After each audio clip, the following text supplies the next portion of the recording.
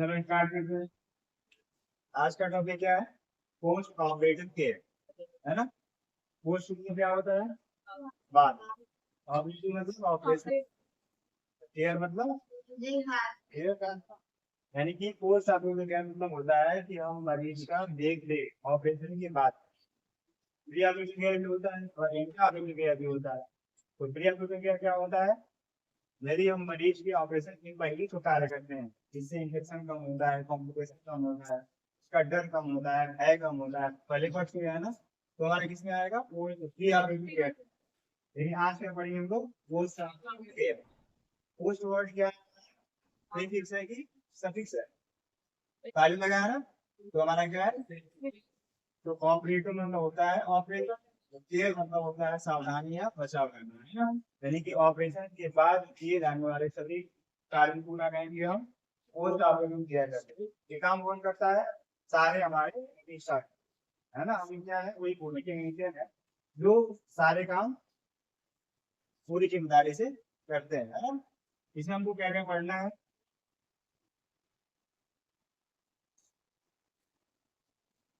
Object of post operative care, फिर immediate post operative care, फिर पढ़ेंगे जनरल पोस्ट ऑपरेटिव केयर, फिर पढ़ेंगे केयर। उसके बाद आएगा हमारा ड्रेसिंग। ड्रेसिंग की बहुत सारा इंपॉर्टेंट मार्क्स होता है। नेक्स्ट है पेशेंट एजुकेशन। नेक्स्ट है पोस्ट ऑपरेटिव कॉम्प्लिकेशन। ऑपरेशन के बाद हम क्या क्या होगा? फिर रोल ऑफ नर्स या पैरामेडिक, क्या क्या हम लोग काम करें, ठीक है। बारी बारी सब देखते हैं। सबसे पहला क्या है? Object of post operative care. सबसे पहले यही जानेंगे कि पोस्ट ऑपरेटिव केयर होता है। पोस्ट ऑपरेटिव केयर काम होता है हमारा एक हॉस्पिटल में होता है। हॉस्पिटल में भी काम होता है हमारा ओपी, जो हर जगह हमारा जहाँ जहाँ हमारा ओपी कॉम्प्लेक्स होता है वहीं पे वर्ड सुनने को मिलेगा, अदरवाइज कहीं नहीं मिलेगा। जैसे जनरल वार्ड होते हैं, प्राइवेट वार्ड होते हैं, आईसीयू होता है, एमआईसीयू होता है, एनआईसीयू होता है ना, एसआईसीयू होता है, वहाँ पे कोई वर्ड आपको नहीं मिलेगा। लेकिन जैसे ही मरीज ड्यूटी से बाहर आएगा या ओटी की बात आ गई, वहाँ पे आपको ऑपरेटिव वर्ड, ऑपरेशन के पहले जो काम करेंगे वो हमारा प्री ऑपरेटिव वाला आएगा, ऑपरेशन के बाद जो काम करेंगे वो हमारा पोस्ट ऑपरेटिव वाला आएगा। और एक और होता है जो हम के दौरान काम करते हैं, जैसे ट्रॉली लगाना, ट्रॉली सेट करना, पेशेंट को गोली पर देना, पेशेंट का पेंट और ड्रेप करना, पेशेंट की सर्जरी में हेल्प करना, जितने भी काम होते हैं, एनेस्थीसिया साइड पर काम करना, मरीज को बेहोशी देने में हेल्प करना, सर्जन का हेल्प करना, जो हमारे एनेस्थेटिक आते हैं उनका हेल्प करना, ये सब किसमें आएगा? हमारा इंट्राऑपरेटिव केयर, है ना। नेक्स्ट हम वही पढ़ेंगे इंट्राऑपरेटिव केयर। आज हम पढ़ने वाले हैं पोस्ट ऑपरेटिव केयर। तो इसमें हमारा ऑब्जेक्ट क्या होगा? क्या क्या इंपॉर्टेंट पॉइंट होते हैं हमारे पोस्ट ऑपरेटिव केयर? दूसरा हमारा है relief pen and discomfort. Relief pen का मतलब क्या होता है? यदि मरीज का ऑपरेशन होता है तो दर्द होता है, जैसे बेहोशी का असर जाता है, जैसे मान लो पेशेंट दवा में सिलसिला में है, उसका ट्यूब निकालते हैं यानी कि एक्सट्यूबेट करते ही क्या हो जाएगा? पेन आएगा उसको। उस पेन का मैनेजमेंट कब करेंगे हम? Post operative care. जैसे बेहोशी से होश में आएगा वैसे उसको पेन होना शुरू हो जाएगा, तो उसका अगर हम दवा दे दिए तो किसमें आएगा? हमारा पेन मैनेजमेंट आएगा। फिर एंड डिस्कम्फर्ट। डिस्कम्फर्ट का मतलब क्या होता है? जैसे हम रिलैक्स पोजीशन में बैठे हैं, वो कोई भी तनाव होता है नहीं। जैसे मान लो कोई पेशेंट है जिसका लेटर की कोई सर्जरी है, जैसे मान लो पेट हो रही है, लेटर में बना हुआ है, या आंखों की सर्जरी हो रही है, ठीक है, तो हमारा लेटर में होता है या ठेचार हो रहा है, तो ऐसी सर्जरी में क्या होता है? पेशेंट को डिस्कम्फर्ट पोजीशन में टेढ़ा जाता है, लेकिन कोई दर्द नहीं होता है। क्यों नहीं होता है? क्योंकि वो बेहोशी में जाते हैं, यानी कि एनेस्थीसिया का असर करता है। जैसे ऑपरेशन खत्म होता है उसका एनेस्थीसिया का असर खत्म हो रहा है।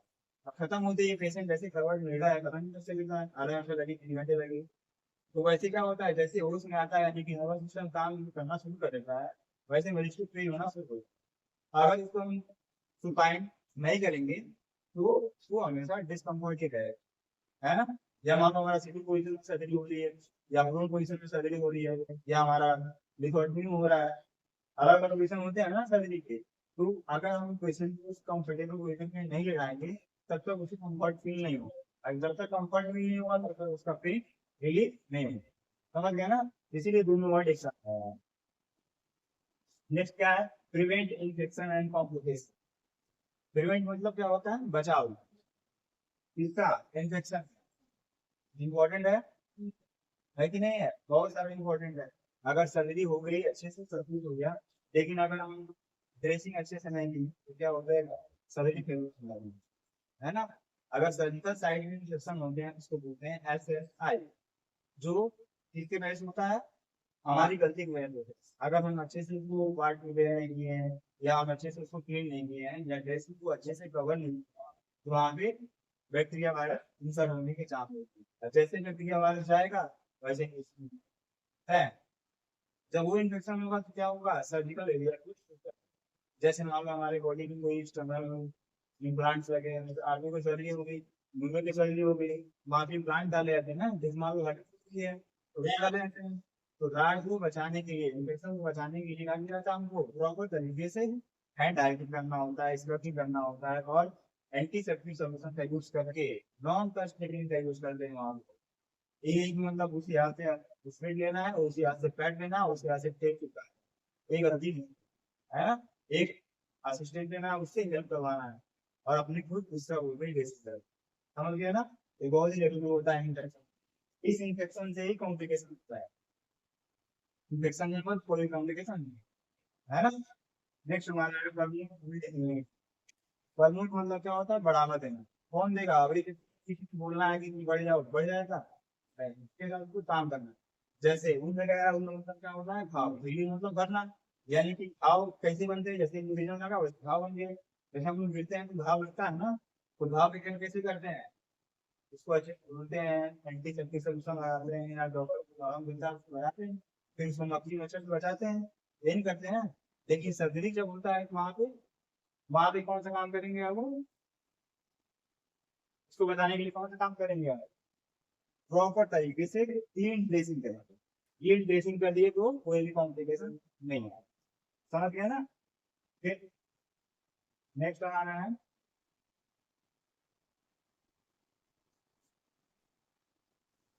Maintain nutrition and hydration. Nutrition मतलब क्या होता है, जो हमारे न्यूट्रिएंट्स होते हैं, है ना। और हाइड्रेशन मतलब क्या होता है, पानी। जैसे मान लो पेशेंट का ऑपरेशन होता है तो एंटी होता है, फिर पर वो खाना पानी बंद होता है, तो उसके अंदर मिनरल्स जाएंगे, पानी जाएगा, उसकी कमी को हमको बहुत ज्यादा क्लियर है। इसे पूरा करना है, क्या तुरंत खाना पानी दे देते हैं, क्यों नहीं देते, क्योंकि उसकी जो हमारे गैस्ट्रिक रिफ्लेक्स, उल्टी होने का चांस रहता है ना। और जैसे उल्टी होगा, बेहोशी की हालत में है, एक्सीडेंट हो जाएगा, लंग्स में हमारे पूरे जिसमें स्टमक कंटेंट है वो चले जाएंगे, जिससे मरीज ज्यादा कॉम्प्लिकेशन कर जाएगा, उसकी वजह से भी होती है। समझ गए ना। तो इसको जहाँ ही वैसे हम, डॉक्टर क्या करता है, इंजेक्शन फॉर्म में इंजेक्शन लिखता है, या हमारा आईवी फ्लूइड्स जो हमारे होते हैं, होता है रामस्थान होता है, एक हाइट होता है, होता है डेनस होता है, मेरिडोल होता है, आइसोलाइट भी, आइसोलाइट है, अपने बहुत सारे फ्लूइड आते हैं, वो इनको हेल्प है ना। नेक्स्ट हमारा है early mobilization of the patient. Patient को जल्दी जल्दी से मारा, मुंह ज्यादा नहीं, है ना। मुंह होगा तो क्या दिक्कत होगा, टाके जो लगे होते हैं वो फूलने के चांस होते हैं, जो ड्रेसिंग होता है वो भी इन्फेक्ट होने के चांस, है ना। और पेन ज्यादा बढ़ेगा, जैसे हमारी मुट्ठी कटी हुई है ना, उसको हम कंप्रेस करेंगे तो क्या होगा, पेन होगा और ब्लीडिंग होने के चांस होगा।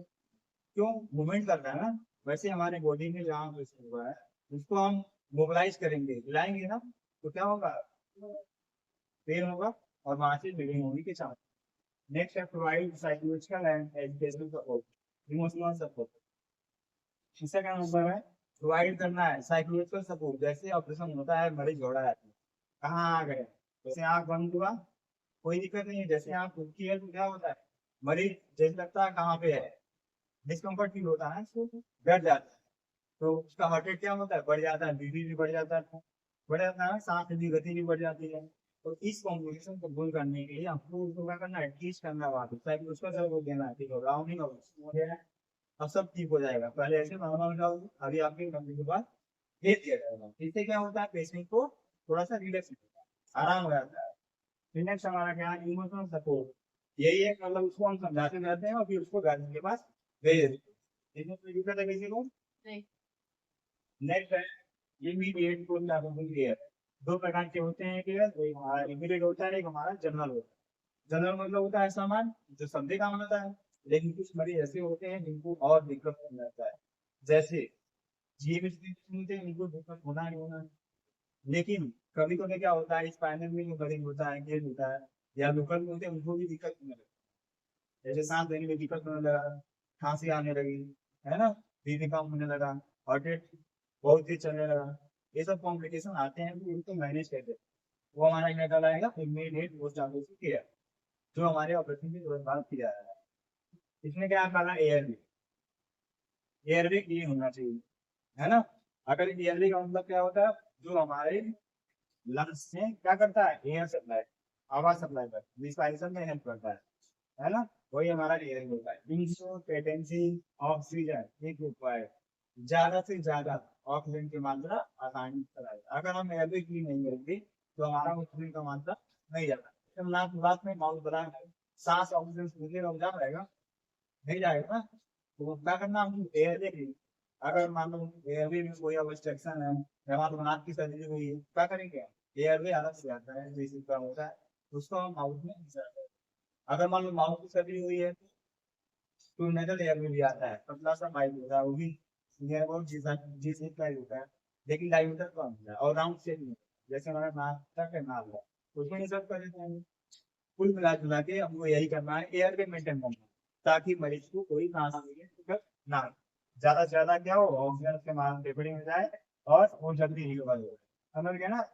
नेक्स्ट हमारा है ब्रीथिंग, जैसे एयरवे चाहिए होगा वो सांस लेने में दिक्कत उसको नहीं है। लेकिन अगर फिर भी हो रहा है तो क्या करेंगे, अलग से एक्सटर्नल सपोर्ट चाहिए, जैसे सांस लेने में क्या करेंगे, ऑक्सीजन मास्क लगा, अगर उससे नहीं मैनेज हो रहा है तो मेथाट्रोन लगा देंगे, अगर उससे भी नहीं मैनेज हो रहा है तो क्या करेंगे, सीधे हम सी पे वाई पे या इंडिकेशन पे कंडीशन होता है, अलग अलग कंडीशन होते हैं कि कौन सा उसको मास्क लगाना है, जैसे अचानक डाउन ऑक्सीजन मास्क इस टाइप की लगा होगा, दो ही प्रकार के सर्किट होते हैं, एक डायरेक्ट ओपन होता है, ओपन सर्किट को होता है जब सिलेंडर से डायरेक्ट मास्क लगाते हो जाता है, ब्लू सर्किट वो होता है जिसके लिए एक मशीन होती है, जिसको एनेस्थीसिया मशीन बोलो या वेंटिलेटर मशीन बोलो, उसका यूज करते हैं इमरजेंसी। नेक्स्ट हमारा सर्कुलेशन, सर्कुलेशन भी हमको वहां पे मेजर करना है, बीपी कैसा है, पल्स कैसा है, स्किन का ब्लड कैसा है, और परफ्यूजन कैसा है। स्किन का मतलब से क्या मतलब, यहाँ क्या पूछता है, दीवार स्किन कलर देखा होगा, देख रहे हैं कोई रीजन, बहुत ही इंपॉर्टेंट रीजन है, जैसे मान लो हमारा कोई भी सर्जरी हुआ, वहाँ ड्रेसिंग होती है, सर्जरी का मतलब इंसिजन के कवर करने के लिए ड्रेसिंग जरूरी है ना, तो क्या पता ड्रेसिंग कॉम्प्रेस नहीं कर रही है, टाइट ड्रेसिंग कर रही है, जिससे क्या होगा, ब्लड सर्कुलेशन, जैसे ब्लड सर्कुलेशन रुकेगा तो क्या होगा, क्या होगा, सेलों को ऑक्सीजन मिलेगा नहीं, कैसे हो जाएगा, लोइड हो जाएगा, कुछ टाइम बाद धीरे धीरे क्या हो जाएगा, क्या हो जाएगा, ग्रे हो जाएगा, और कुछ टाइम ऐसा आएगा जिनको ब्लैक, और ब्लैक वाले पार्ट को क्या बोलेंगे, नेक लोशन, तो उसको ऑक्यूपेट करना पड़ेगा, ठीक है ना, तो वो भी हमारा बहुत जरूरी होता है, चेक करना होता है, और क्या पता उसी की वजह से दर्द, ड्रेसिंग टाइट बंधा हो, उसी की वजह से दर्द हो सकता है ना। फिर नेक्स्ट हमारा है कॉन्शियस नेचर, कि मरीज हमारा होश में है कि नहीं, ये भी डिसाइड करता है कि पेशेंट को कहाँ भेजना है, वार्ड में भेजना है या हमारा बॉडी हो जाने की भेजना है या एक्शन देना है। अगर मान लो पेशेंट फुल्ली कॉन्शियस है कोई दिक्कत नहीं है, भगवान के पास भेजो, लेकिन सेमी कॉन्शियस है, अनकॉन्शियस हो तो क्या करेंगे, उठा भेजेंगे आईसीयू में भेजेंगे, या जैसे कंडीशन रहेगा रिकवरी में वहीं भेज जहाँ पे कॉन्शियस।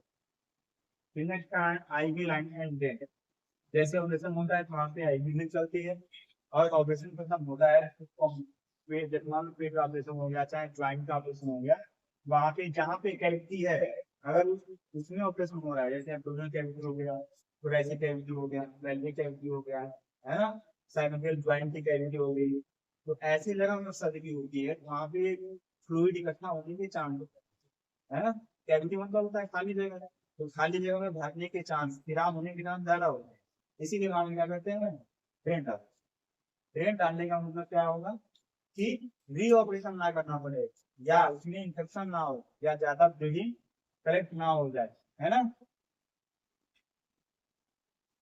इस कॉम्प्लिकेशन से बचने के लिए हम ड्रेन डाल दें। ड्रेन को हमेशा मेजर करते हैं। क्या करता है, आज ड्रेन में 100 ml आए, कल 200 ml आ गया, या मान लो आज 500 ml आ गया, या 300 ml आ गया, कल भी 300-200 ml आ गया। तो इसका मतलब क्या है, कंटिन्यू ड्रेन है ना। तो हमको क्या करना पड़ेगा, रीऑर्गेनाइज करना पड़ता है। अब मान लो तुम ड्रेन नहीं डाले हो तो कैसे मालूम चलेगा, मालूम चलेगा, अंदर अंदर भीड़ होता जाएगा, मरीज को दिक्कत आएगी, बुखार होगा, ब्लीडिंग होगा, हम बाहर से इसका दवा करते रहेंगे, हमको पता नहीं चलेगा ना। तो ड्रेन डालने से फायदा समझ। नेक्स्ट हमारा पेन मैनेजमेंट, ये बहुत इंपॉर्टेंट होता है। अगर किसी मरीज को पेन होता है तो सारे वाइटल क्या होते हैं, इम्बैलेंस हो जाते हैं, है ना। और डेट नॉर्मल नहीं रहेगा, रिस्पायरेशन रेट नॉर्मल नहीं रहेगा, टेम्परेचर भी नॉर्मल नहीं रहेगा, बीपी भी नॉर्मल नहीं रहेगा, है ना। तो पेन मैनेजमेंट, अगर कोई किसी मरीज को दर्द नहीं होता है तो कितना आराम से रहता है, रेस रहता है ना। लेकिन जैसे दर्द उठा दूं, सारे वाइटल गड़बड़ होंगे ना, सांस घटेगा, और सांस लेके क्या हो जाएगी, बहुत तेज हो जाएगी, वो नहीं होगी। पेन मैनेजमेंट हमारा बहुत इंपॉर्टेंट रोल होता है, जो हम होता है में करते हैं। जैसे ऑपरेशन खत्म हुआ, पेन होगा ही हुआ। क्यों, क्योंकि जैसे एनेस्थीसिया का असर खत्म हुआ, वैसे मरीज को पेन होना तो होता है। एनेस्थीसिया में क्या करते हैं, जितने भी कर्व सप्लाई होती है उसको क्या करते हैं, एकदम पूरी क्या करते हैं, ब्लॉक कर देते हैं। लेकिन जैसे दर्द दवा का असर धीरे धीरे खत्म होता है, उसके क्या होते हैं, आगे जाने तक। और वहां पे हमारा इंसिजन लगा हुआ है ना। तो इंसिजन लगते ही पेन होना है, तो मैसेज हमारे ब्रेन में पहुंच जाता है, जिससे हमको पेन होना शुरू हो जाता है। नेक्स्ट हमारा है general post operative care. General को सबको करना है, यानी कॉमन चीजें सबने करना है। लेकिन इमीडिएट बहुत कम लोगों ने करना पड़ता है ना। डिपेंड करता है कि सिचुएशन कैसा है मरीज। उसमें हमारे क्या है, सबसे पहले करेंगे पोजीशन, ये पेशेंट का पोजीशन कैसा है ना। क्या लिखा है, सही को करना है या साइड लेंगे, it depend on the surgical side. जैसे मान लो हमारा कोई भी सर्जरी हुआ है, मान लो हमारा पैर की सर्जरी हुई है या आंखों की सर्जरी हुई है ना, तो उसमें हमारा पोजीशन कौन सा देखना है। या मान लो हमारा एब्डोमेन सर्जरी हुआ है, या हमारे हेड की सर्जरी हुई है ना। मान लो हमारे हेड की सर्जरी है, तो अपनी हुई है, तो उसमें कौन सा पोजीशन देंगे हम, सेमी फ्लोट। क्यों देंगे, जिससे हमारा ब्लड सर्कुलेशन अच्छे से होता रहेगा। और सेमी फ्लोट से क्या होगा, पेशेंट का रिस्पायरेशन का फ्लो भी अच्छे से होगा। सेमी फ्लोट पोजीशन कैसा होता है, 45 डिग्री का कोण बनता है ना, परपेंडिकुलर ब्लड से आधा, यानी कि 45 डिग्री का कोण बनता है ना, जिससे पेशेंट क्या होता है, कंफर्टेबल फील करता है, और उसको पेन भी होता है, और सर्कुलेशन भी प्रॉपर तरीके से होता है। फिर monitor vital sign at regular interval, इसलिए हम तो मॉनिटर करते हैं। 24 घंटे के अंतराल होने के चांस होते हैं। पोस्ट ऑपरेशन भी 24वें घंटे तक मॉनिटर को अच्छे से मॉनिटर करना पड़ता है पेशेंट को। क्यों, क्योंकि 24 घंटे तक कोई ना कोई कॉम्प्लिकेशन हो सकता है। अगर पेशेंट का ऑपरेशन के 24 घंटे बीत गए हैं, कोई कॉम्प्लिकेशन नहीं हुआ है, तो वहाँ पेशेंट को सेफ माना जाता है, अब कोई इंटरेस्ट नहीं हुआ है ना। लेट कॉम्प्लिकेशन भी होते हैं, वही लेट कॉम्प्लिकेशन हमारा 24 घंटे के अंदर कवर होता है, 48 घंटे के अंदर कवर होता है। फिर नेक्स्ट हमारा क्या है, न्यूट्रिशन, यानी कि पेशेंट को अब उसको डाइट देना है ना, क्योंकि ऑपरेशन हो गया है, एंड रखने के बाद डाइट देना है, तो उसको प्लान बैटरी का ड्रॉप चलेगा या कौन कौन से यूज चलेंगे, है ना। नेक्स्ट हमारा है हाइड्रेशन मेंटेन करेंगे। हाइड्रेशन मतलब क्या होता है, पानी की कमी, पानी की कमी को हम पूरा करेंगे। कैसे करेंगे, हाइड्रेशन से करेंगे, है ना। या पेशेंट को डॉक्टर बोल दिया उंगली खराब है, तो क्या करेंगे, उसको फेंक लेंगे, नॉर्मल खाना खिलाएं, दाल चावल दूध दही खिचड़ी, ये नहीं मिला कि नॉन वेज खिलाने में ना। इससे क्या होगा, कॉन्स्टिपेशन हो जाएगा, है ना। या खाना नहीं बचेगा तो भी हो जाएगा, डायरिया होने के चांस रहेंगे, बहुत सारे कॉम्प्लिकेशन आएंगे ना। वहाँ पे हमको नॉर्मल खाना देना रहेगा, इससे हमारे ऑर्गन को कम मेहनत करना पड़े और ज्यादा एनर्जी मिल जाए। नेक्स्ट क्या है हमारा, elimination, observe urine and bowel sound. Object urine output बहुत जरूरी है। ऑपरेशन हुआ, पेशाब आया है, तो पेशाब बॉडी में हुआ है ना, और पेशाब करना बॉडी में अच्छी बात है, बहुत जल्दी बात है। पेशाब में क्या होता है, यूरिया होता है, अमोनिया होता है, यूरिक एसिड वगैरह होता है ना। अगर बॉडी में रुक गया तो हमारी पूरा बॉडी क्या हो जाएगा, ईडिमा स्वेलिंग हो जाएगा। और सोचिए कितना गंदा है, हमारी बॉडी में का चांस बहुत ज्यादा बढ़ जाएगा, टीएलसी काउंट हमारा बहुत ज्यादा बढ़ जाएगा। क्यों? क्योंकि वहां पे हमारे बैक्टीरिया वायरस क्या बना लेंगे, होस्ट अपना घर बना लेंगे, है ना।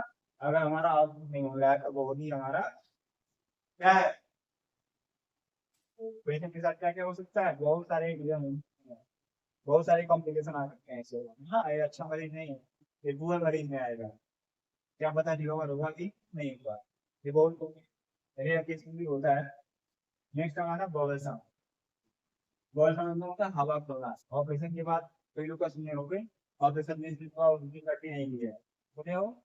ऐसा होता है, जैसे मान लो बाउल की कोई सर्जरी हुई, वहां से भी मान लो बाउल ब्लड हुआ, वहां से हमारा आज ऑपरेशन हुआ, दूसरी दुनिया में मोशन नहीं हुआ। उसका का मतलब होगा कि हमारी गॉड अच्छे से मूवमेंट नहीं करेंगे, है ना। जब गॉड मूवमेंट करती है तो हमारी हवा निकलती है, जब हवा निकलेगा तो कुछ होगा, जो होगा वो भी बाहर आ जाएगा। नेक्स्ट हमारा है increase deep breathing. Increase deep breathing मतलब क्या समझ कि मरीज को एक्सरसाइज कराना है, दिखाना है कि आप गहरे गहरे सांस लो, ये नहीं कि उतना सांस ले, ऐसे नहीं, तेज से नहीं लेना है, गहरी गहरी सांस लेना है, जिससे उनको एडिक्वेट ऑक्सीजन मिलेगा। एडिक्वेट मतलब क्या होता है, हरा भरा ऑक्सीजन मिलेगा और वो हेल्दी रहे, समझ गए ना।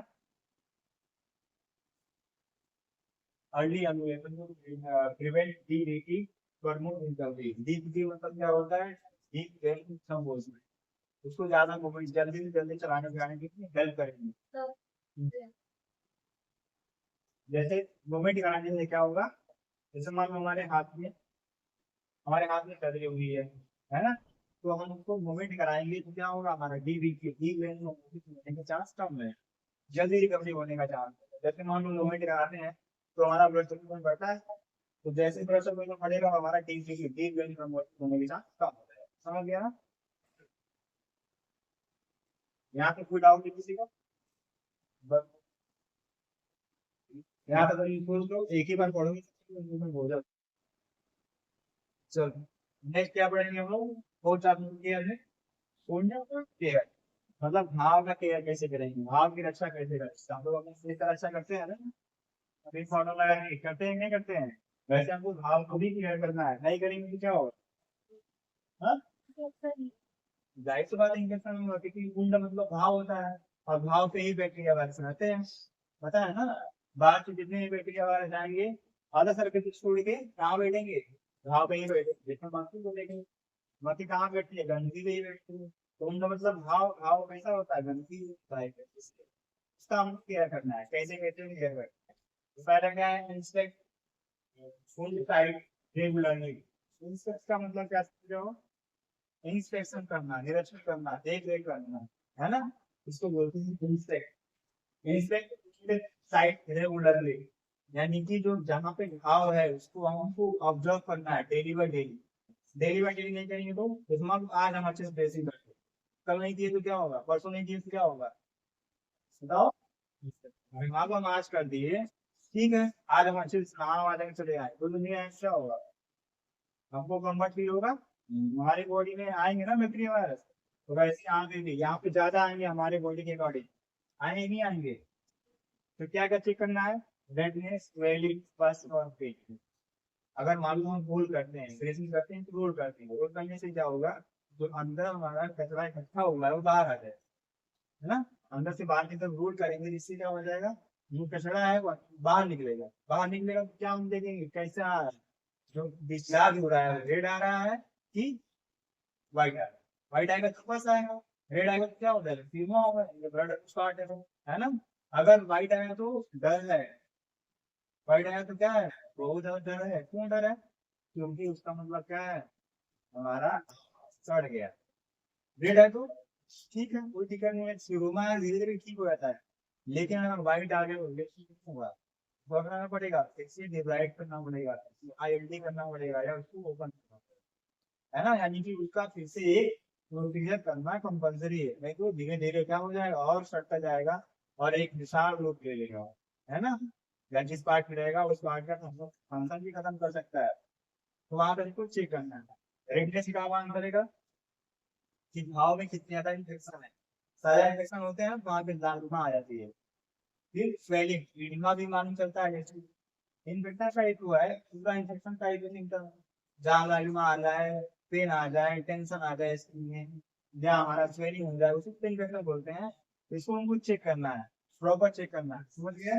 फिर चेक फॉर ब्लीडिंग या दो वर्ड आ गया, ब्लीडिंग और हीमोग्लोबिन। ब्लीडिंग मतलब क्या होता है, कंटिन्यूअस ब्लीड हो गया है ना, यानी कि आर्टरी क्या हो गई, रप्चर, रप्चर होना क्या कहलाता है, ब्लीडिंग का दूसरा नाम क्या है, हेमरेज, है ना। यानी कि मान लो आर्टरी है उसमें पंचर कर, तो ब्लड बाहर आएगा, ब्लड का बाहर आना क्या कहलाएगा, हेमरेज कहलाएगा, या उसको बोलेंगे ब्लीडिंग। नेक्स्ट है हीमोटोमा। हीमोटोमा मतलब होता है रक्तचाप तो हो गया है लेकिन वो ब्लड थक्का बन गया, यानी कि ब्लड का थक्का बनना क्या कहलाएगा, हीमो। और ब्लड का बहना क्या कहलाएगा, ब्लीडिंग या हेमरेज। समझ गए ना। ऐसे नहीं होता, बोलते हैं ब्रेन हेमरेज हो गया है, सब बोलते हैं ना। तो ब्रेन हेमरेज में क्या होता है, जो हमारे ब्रेन की वेसल्स होती है वो फट जाती है, तो फटना ही हेमरेज कराता है।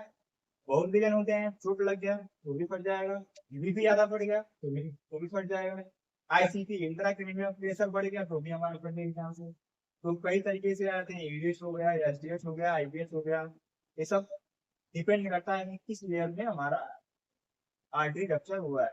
अगर डिग्गा में हुआ है तो एसडीएस हो जाएगा, डिग्गा के बाहर है तो ईडीएस हो जाएगा।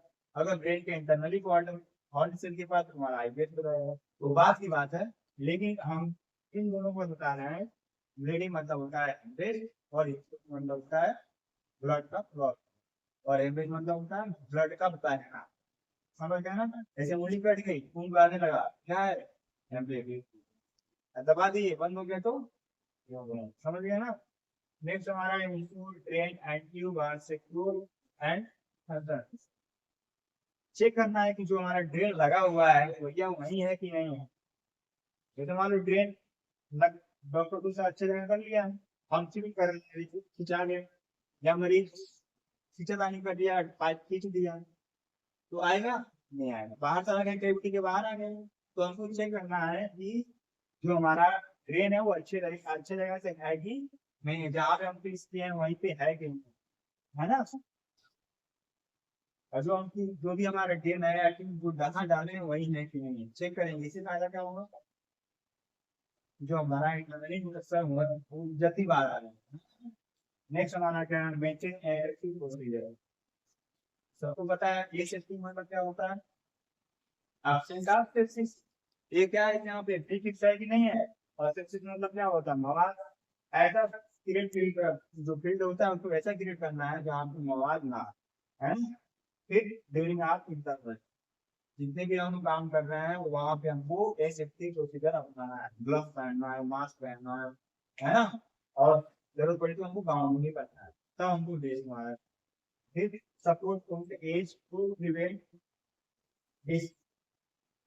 डिसेंस, है ना। सपोर्ट ऑन द एज यानी कि घाव को कोने को क्या करेंगे, अच्छे से कवर करेंगे, जिससे क्या होगा, बैक्टीरिया वायरस ना, समझ गया ना।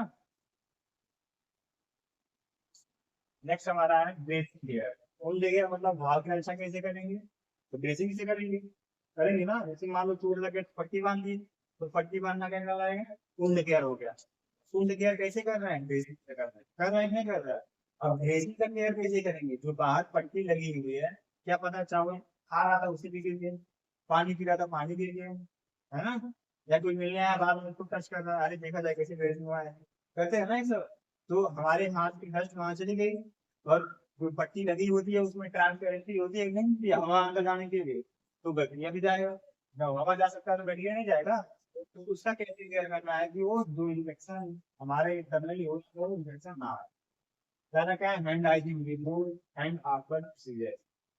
जैसे मान लो आपको पट्टी बांधते हैं, टच करना है, तो हमको पहले क्या करना पड़ेगा, हैंड हाइजीन। हैंड हाइजीन मतलब क्या होता है, क्लीनिंग ऑफ द हैंड, यानी कि अपने हाथ को डिसइंफेक्ट करेंगे, इन्फेक्शन से थोड़ा रिमूव करेंगे, है ना। Prescribe glove and aseptic technique mandate, जरूरी है, ये बहुत ही आवश्यक है कि हमको स्टेराइल ग्लव्स पहनना है और एंटी सोल्यूशन लगाना है। कैसी प्रोसीजर में, प्रोसीजर में, ताकि वहां पे हमारा इन्फेक्शन ना हो। मेन हमारा पोस्ट ऑपरेटिव केयर में क्या करना होता है, मैनेजमेंट, वुंड केयर करना होता है, डायग्नोज करना होता है, और पेशेंट के न्यूट्रिशन को मेंटेन करना होता है, और पेन मैनेजमेंट करना होता है। यही 3-4 काम होते हैं, बहुत जरूरी होते हैं। फिर हमारा रिमूव वही ड्रेसिंग, जेंटली, मतलब धीरे धीरे क्या करना है, ये नहीं कि ड्रेसिंग लगा काट देंगे, कि फिर होगा ना चिल्लाएगा, मान लो हेयर पार्टिकल है तो ड्रेसिंग करने से पहले क्या करेंगे, हेयर्स को रिमूव कर देंगे, ठीक है। मान लो पट्टी लगा दी है, टेप लगाएंगे, टेप लगाएंगे, टेप निकालेंगे तो क्या होगा, हेयर वैक्स का काम आ जाएगा ना। जैसे रिमूव का पेन होता है, पेन होना शुरू हो जाएगा, तो क्या करेंगे, उसको धीरे धीरे निकालेंगे। मतलब क्या होता है, धीरे धीरे रिमूव करेंगे, जिससे उसको पेन नहीं होगा। समझ गया ना। फिर क्लीन हो तब हम अच्छे से उसको अंदर से बाहर की तरफ भाव को क्या करेंगे, साफ। अंदर से बाहर की तरफ भी क्यों करेंगे, क्योंकि हमारा अंदर वाला पार्ट क्या करना है, बैक्टीरिया वायरस से मुक्त है ना। तो मान लो बाहर से किए तो हमारा अंदर बैक्टीरिया वायरस रह जाएगा, लेकिन जब अंदर से करेंगे तो हमारा अंदर बैक्टीरिया वायरस बाहर है। नेक्स्ट हमारा है अप्लाइड स्टेराइल ड्रेसिंग मटेरियल। जो भी हम पीस या पैड लगा रहे हैं तो कैसा होना चाहिए, स्टेराइल होना चाहिए। जैसे मान लो हम सब कुछ कर लिए, ग्लव्स पहन लिए, गाउन पहन लिए, मास्क लगा लिए, टैग लगा लिए, अच्छे से क्लीन कर लिए, और जो ऑन स्प्लाइस पैड है उसी में कर लिए, इसका मतलब है नहीं। जो हमारे घाव पे पट्टी लगाएंगे वो कैसा होना चाहिए, स्टेराइल होना चाहिए। स्टेराइल का मतलब क्या होता है, वो कैसा रहेगा material, free from all micro organism, यानी कि जो बैक्टीरिया वाले इसको ऑलरेडी हो गए हैं, यानी कि आटोक्लेव करके या अन्य प्रोसीजर करके उसके बैक्टीरिया से मुक्त कर दिए हैं, तो ऐसी पट्टी वहां पे बहुत सारी आती है मार्केट में। जी ड्रेस आता है जो ट्रांसपेरेंसी होता है, जैसे बोलते हैं ना लगाने के बाद नहा भी नहीं, तो ऐसा भी पट्टी आता है, उसको बोलते हैं जी ड्रेस, है ना। पहनने के बाद नहा उसको कोई नहीं पहनेंगे। फिर secure dressing with tape and bandage. हम पट्टी जो कर दिए हैं तो उसके ऊपर हमको टेप और बैंडेज लगाना है ताकि मूव ना हो। जैसे मान लो पट्टी रख दी है, फोन यूज किया हमने, खुल जाएगा ना, या हम जब चलेगी तो गिर जाएगी, उसको सिक्योर करना है। कैसे, बैंडेज से या टेप से, तो डिपेंड करता है कहाँ पे है। मान लो सर पे यहाँ पे टेप लगा पाओगे, उसके बाद में टेप दिखेगा नहीं। लेकिन टेप भी नहीं है, आधा तक इसमें है तो लगा लेंगे। यहाँ कौन सा क्या करोगे, इसमें से कौन सा जो सिक्योर करने के लिए, बैंडेज है ना। नेक्स्ट हमारा है पेशेंट एजुकेशन। पेशेंट एजुकेशन बहुत जरूरी होता है। जब मरीज आता है तो घबरा जाता है कि कब जाएंगे। जैसे मरीज आ गया ऑपरेशन से पहले भी जाता है, ऑपरेशन के बाद भी रहता है। कोई भी चाहता है क्या हम अंदर में तो घबरा जाता है कि हम कब जाएंगे घर, और छुट्टी कर दीजिए कहता है ना। तो उस डर को पूरा करना है, भगाना है, और उसको पढ़ाना है, बताना है कि देखो भैया तुम्हारा ऑपरेशन हो गया है, अब घबराओ नहीं, अब तुम जल्दी घर चले जाओगे और तुम्हारा छुटकारा हो रहा है ना। यही पॉजिटिव इसको बताना है, निगेटिव नहीं बताना है कि चलो आज ही बस दर्द होगा, आज ही बस पीजा लगेगा, कल से नहीं लगेगा। तो घबराएगा ना, एंड उसकी एंजाइटी को उनका करना है, दूर करना है। पहला क्या है, chief dressing, clean and dry. बोलना है कि देखो भैया जो हमारा ड्रेसिंग है उसको ड्राई रखो। ड्राई करने से क्या फायदा होगा, ड्राई में हमारे बैक्टीरिया वायरस कम आते हैं, और वेट पे, गीले पे ज्यादा आते हैं। जैसे अपने आस पास गड्ढे भी माल मक्खी मच्छर ज्यादा आते हैं ना, लेकिन ड्राई रहता है तो नहीं आता है। तो हमको बोलना है कि तुमको एक ड्रेसिंग क्लीन एंड ड्राई, साफ सुथरा रखना है और सूखा रखना है ना। ज्यादा टच नहीं करना है, पानी नहीं गिराना है, ना नहाना है। इससे क्या होगा, बैक्टीरिया वायरस की उत्पत्ति कम होगी, जिससे इन्फेक्शन कम होगा। नेक्स्ट है do not touch or remove without medical advice. ना ही टच करना है और ना ही से निकालना है जो पट्टी लगी हुई है।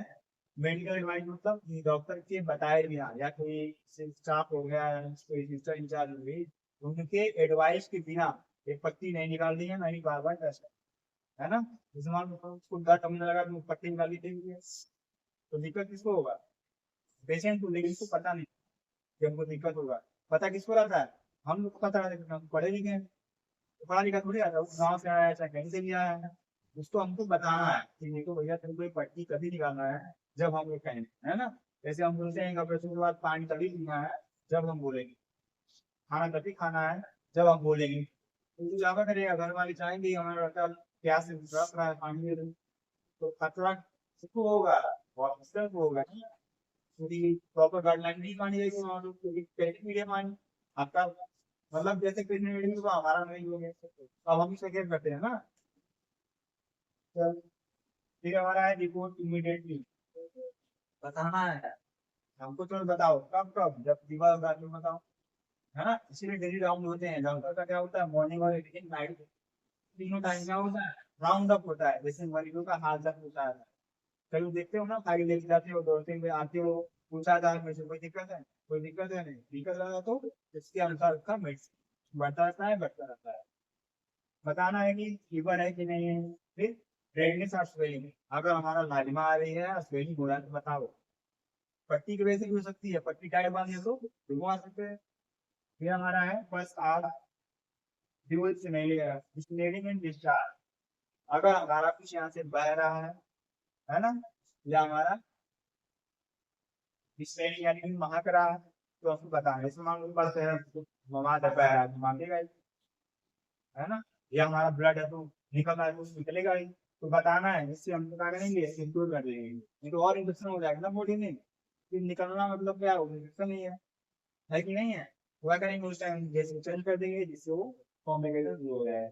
नेक्स्ट क्या है, एक्सेसिव पेन और ब्लीडिंग, अगर हद से ज्यादा दर्द हो रहा है, इसे होता है सर, ठीक है, अब इसमें मतलब दर्द करेगा, लेकिन कुछ दर्द ऐसे होते हैं जो बर्दाश्त से बाहर होते हैं, है ना, तो उनको बताना है, या ब्लीडिंग थोड़ा बहुत होना है तो ठीक है, लेकिन ज्यादा ब्लीडिंग आने लगा तो उनको बताना है, तो यानी कि हमको पेशेंट यही बताना है कि पट्टी को खराब नहीं करना है, पट्टी को साफ सुथरा रखना है, बिना हमारे कहे कुछ भी काम नहीं करना है, ना खाना है ना पीना है ना पट्टी चेंज करना है। अगर आपको कोई दिक्कत होती है, जैसे बुखार आ गया, रेडनेस हो गया, स्वेलिंग हो गया, या कहीं से आपको पर डिस्चार्ज हो रहा है, तो आपको बताना है ताकि हम आके आपका हेल्प करें, ठीक है।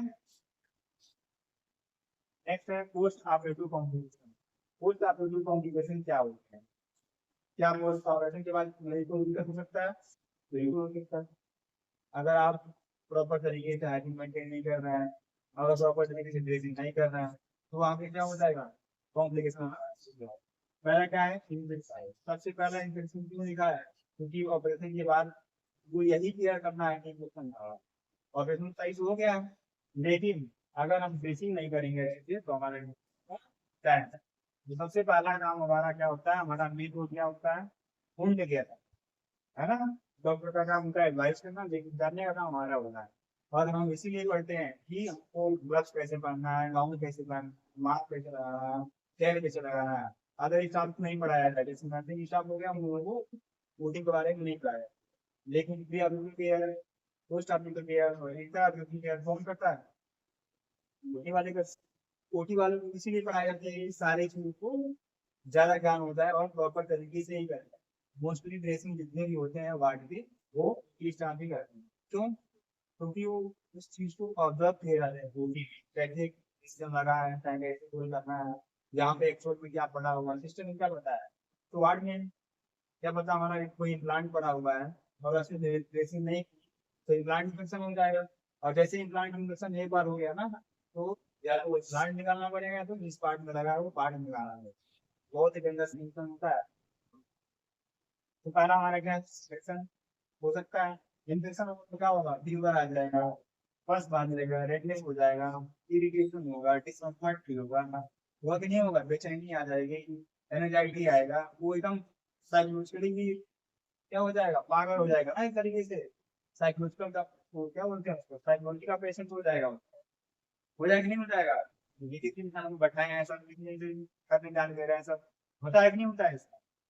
नेक्स्ट है हमारा हिमोग्लोबिन सीरोमा, हीमोग्लोबिन में क्या होता है, खून का बाहर आना, सीरोमा मतलब क्या होता है, खून के कुछ लक्षण आते हैं जो हमारे पीछे से भी डिस्चार्ज होता है, जैसे हमारा ब्लड हो गया, फ्लूइड हो गया, ब्लड मतलब हमारा सीरोम मतलब कुछ ब्लड के ही लक्षण आते हैं, वो हमारे पीछे कर दो, इसका कलेक्शन देखे चांस ज्यादा होंगे, क्यों होंगे, क्योंकि हम अगर अच्छे से बेसिक नहीं हुई हो। नेक्स्ट हमारा अपनी डेटेंस, डेटेंस का मतलब क्या होता है, ओपनिंग ऑफ द सेल्स, अगर हम हाफ को खुला छोड़ दिए तो क्या होगा? हाफ को खुला छोड़ दिए तो वहां पे बैक्टीरिया वायरस बनाएंगे ना हो, इससे क्या होगा? नेक्स्ट क्या है? Allergic reaction of basic or antiseptic material. Allergic reaction वो क्या सब दवाई सब शुरू करती है, क्या पता उसको allergy.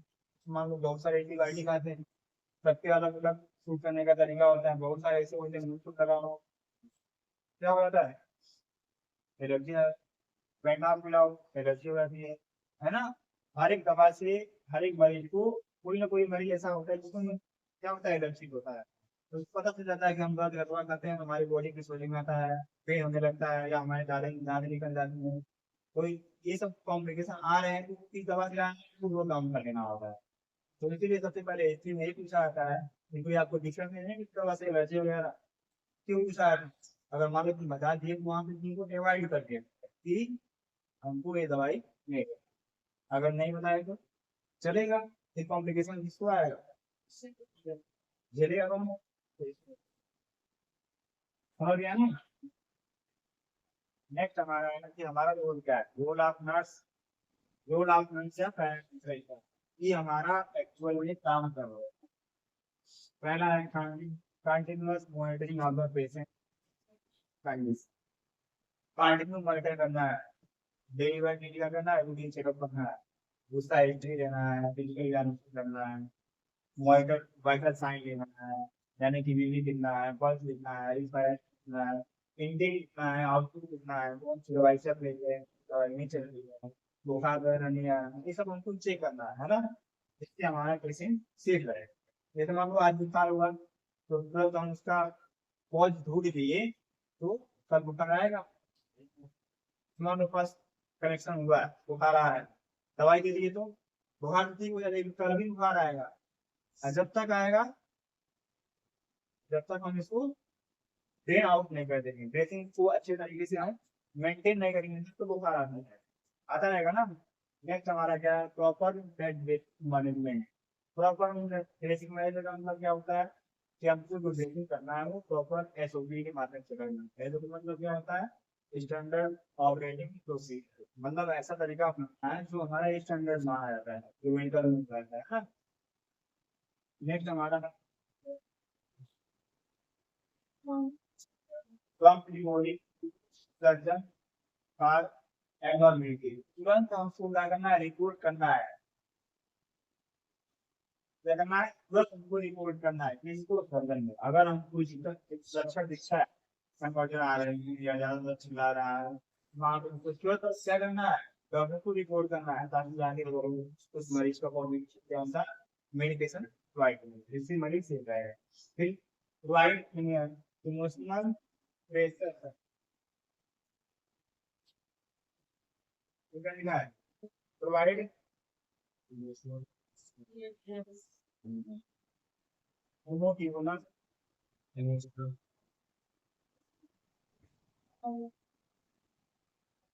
Difference and patient counselling, मतलब पेशेंट अगर घबरा रहा है तो एंजाइटी को दूर करने का करेंगे, पेशेंट काउंसलिंग करें, है ना? तो ये हमारा एंड होता है। और इसको